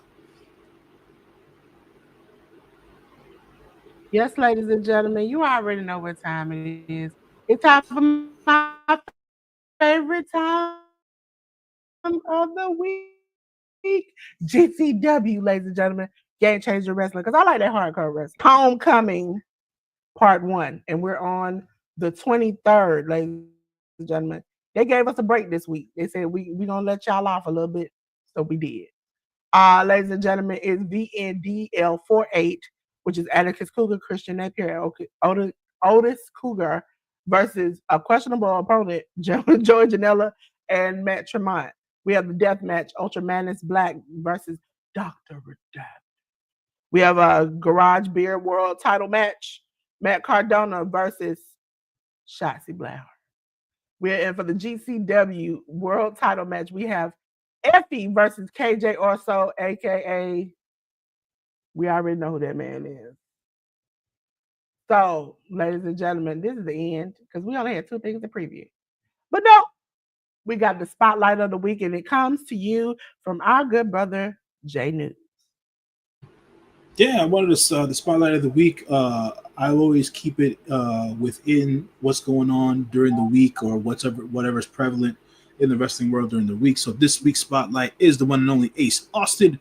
Ace Austin, former member of the TNA roster, now member of the AEW roster. He is now officially all elite. Ace Austin is a terrific in-ring competitor. Very how do I say this? Yeah, I say it this way. Ace Austin seems to be very popular with the ladies. So, Yes, so Ace yes. Austin, Let me clear my throat. Yes, yes. so Ace Austin, definitely a quite the addition to the AEW roster, man. I would say I got put on to Ace Austin when he did his excursion with his partner Chris Bay um, at in New Japan a couple of years ago.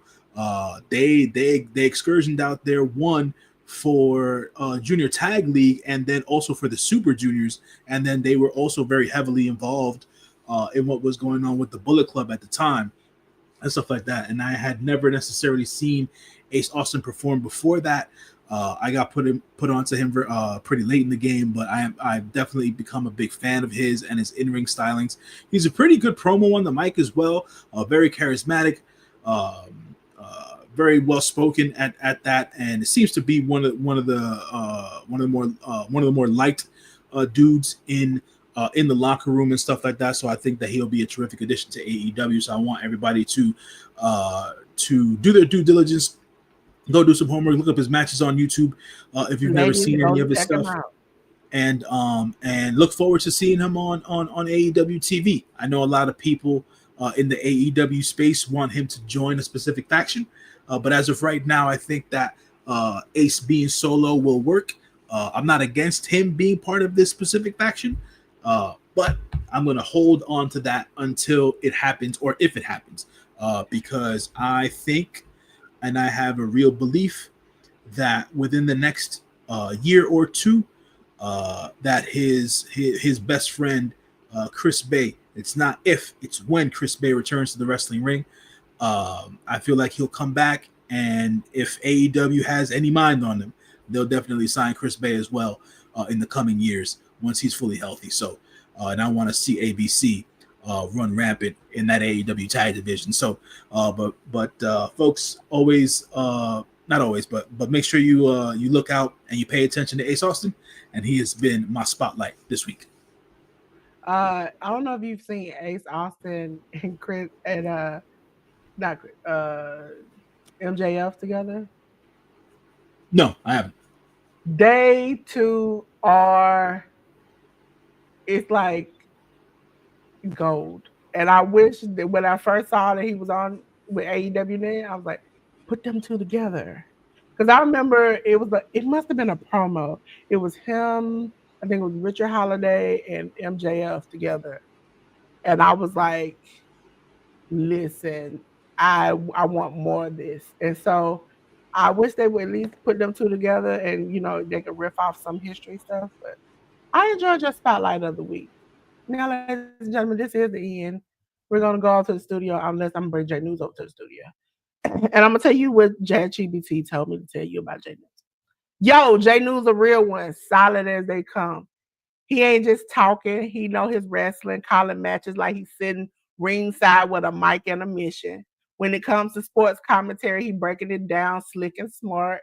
And don't even trip. His movie reviews, fire. He peep all the little details and keep it straight 100. Good man, good mind, good vibe. Ain't no cap, J News that dude. As always, shouts to Chat GPT for the shout out there. As always, folks, appreciate y'all watching and participating in the chat. Check us out here every Sunday, 1 p.m. Eastern Standard Time. Hit the Roast Podcast, me and the lovely Delores. My QR code here brings you to all my socials and the special links that I have to provide for you at John LYFNMG on Twitter and Instagram, and as well as Threads. You can also catch me doing my written reviews. Folks, I write out full-on reviews of the movies that I want to review. I don't review every single movie that I watch, but those that I do reviews on, I do full-on write-ups on. and things of that nature. No one-liners and all that jazz. So if you have the time, scan the QR code, go to my Letterboxd account, and just read those reviews, if you will.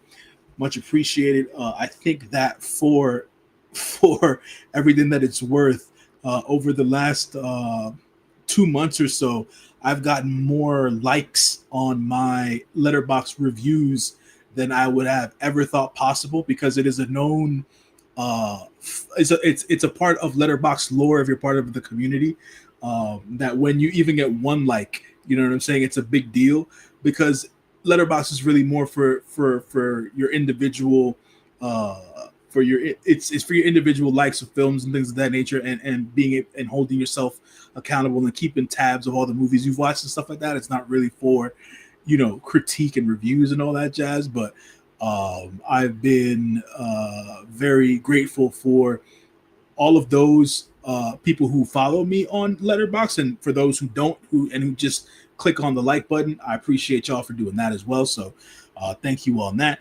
Also, check me out on the True Heel Heat podcast. I will be on there tomorrow doing the G1 Climax 35 review with the one and only SP3 and the lovely Sanal. So that's tomorrow, Monday.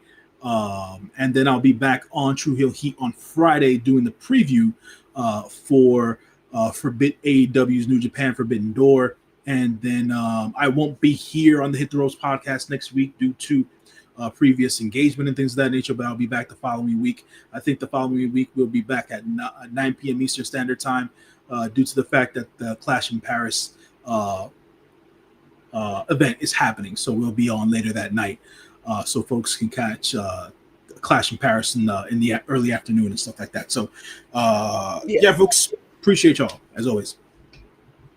Yes, ladies and gentlemen. If y'all, like I told about my boy Slim last night, I hate to have the 2-piece if you don't go check out J.News. Okay, you better go check out J.News.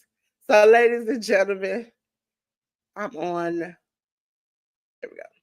So now it's on to me. I'm gonna put my little lady up here. Take J.News down for a second. Ladies and gentlemen, I always do a rap lyric. And my rap lyric comes from Pastor Mike Jones, Showing Out is the song. And it says, God don't play about me. He don't play. Yeah, I asked him for a little, but he gave me a lot. Didn't just pay the bill. Y'all, he paid it off. I thought I blew my chance. Then he spent the block. He opened every door that the devil locked. And I feel like that applies to me this week, because I have had so much open up for me, and so many new things and so many new opportunities. And I am so grateful to all of those who support me. And I tell y'all all the time, my God don't play about me. I'm going to say it again for y'all. My God play about me. Okay? So, ladies and gentlemen, I'm Delores. I'm just a pink girl in my pink world, here on every social platform, here to help you with tech and sports to upgrade your world.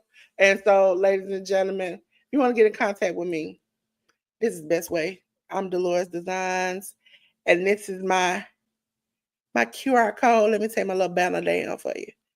And no, that's not my direct phone number, so don't worry about it for those who are concerned about it.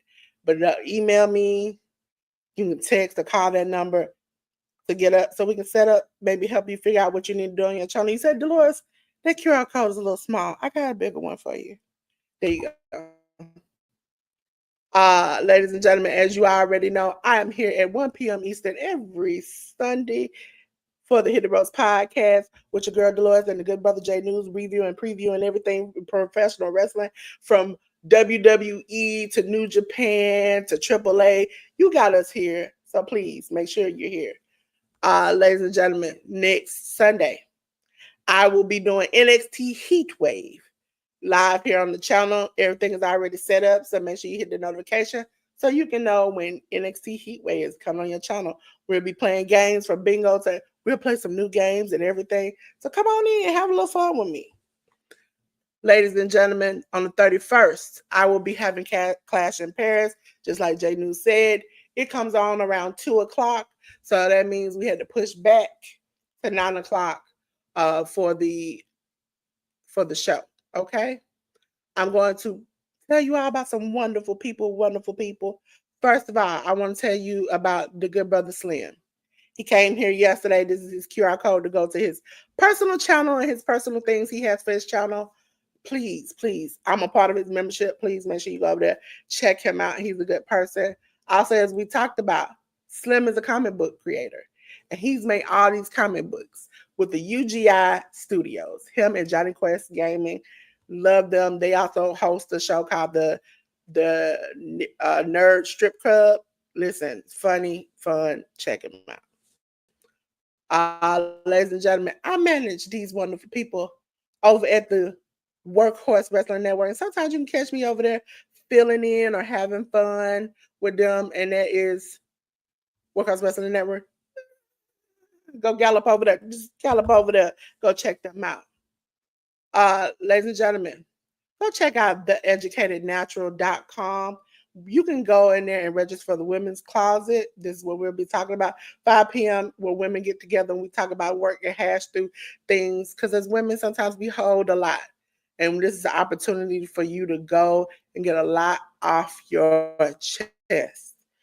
Ladies and gentlemen, also, you can go to theeducatednatural.com to join her membership. Her membership is now over on her website. Also, go to theeducatednatural.com if you need a website, if you need business help. She is there for you. And trust me, she has helped me a lot. Um, I love this lady, Miss Joy. Miss Joy comes on every Monday and Thursday. Monday is crafting. She'll be working on the blocks, which we'll talk about in a minute, for the boys club, for homeless young men who have no place to go. This, you contributing towards this auction will allow somebody to know that they are loved and cared for, even though they don't have a home. Okay? So, and Thursday she does prayer. So if you need a prayer, no matter it's for family, friends, we've had people come in there and pray for people who are having surgery, major, serious surgery, and come back and report to us that they got out of the hospital early. Surgery went fine. They were doing better than expected. Please come over there and pray with us. Both days she come on at 9:05 p.m. Eastern Standard Time, 6:05 Pacific. This is how you can do the blocks. If you're bringing in a quilt, this is specifically for you. We are auctioning off other things. So if you, let's just say you have a service you have or another talent you have that you can auction off, we are doing that too, because this is more than that. And she's doing this for social media. This is for YouTube, TikTok, Facebook. Everybody can contribute. So if you have something, listen, the blocks have to be 10 and a half by 10 and a half, no bad and needed. You can put designs on it, embroidery, applique, crochet, rhinestone, sublimation, DTF. You can do whatever. You can add your signature to it, whatever you want to. Listen, ladies and gentlemen, you gotta, Miss Joy is gonna auction off some stuff. Listen, if y'all ain't seen Miss Joy cut, when I get mine, I'm gonna flash it. She makes cups. She makes everything. So make sure you go check it out.